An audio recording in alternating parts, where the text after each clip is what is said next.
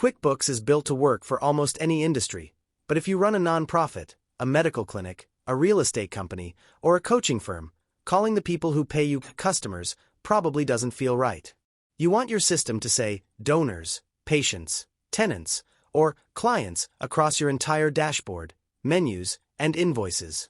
Today, I'm going to show you how to change your global customer label with just a few clicks using the latest 2026 layout. Let's dive right in. To update your system-wide terminology, head all the way up to the top right corner of your screen and click on your master gear icon. Under the first column labeled Your Company, select Account and Settings.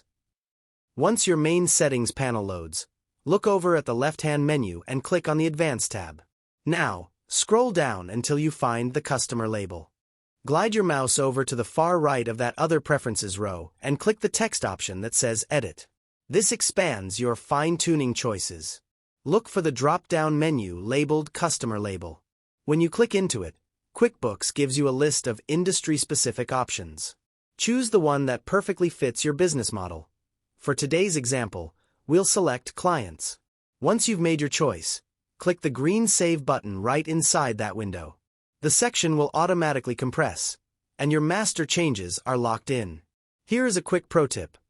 Some parts of your left navigation sidebar and dashboards won't update immediately until you refresh your browser or log out and log back in. Once you do, the word Customers will completely vanish from your system and be replaced by your new custom label everywhere, from your sales forms to your report headers. Customizing your labels makes your daily bookkeeping feel much more natural for your specific industry. If this quick customization tip helped you out today, drop a like, subscribe, and consider hitting that join button to support the channel. Thanks for watching, and I'll catch you in the next one.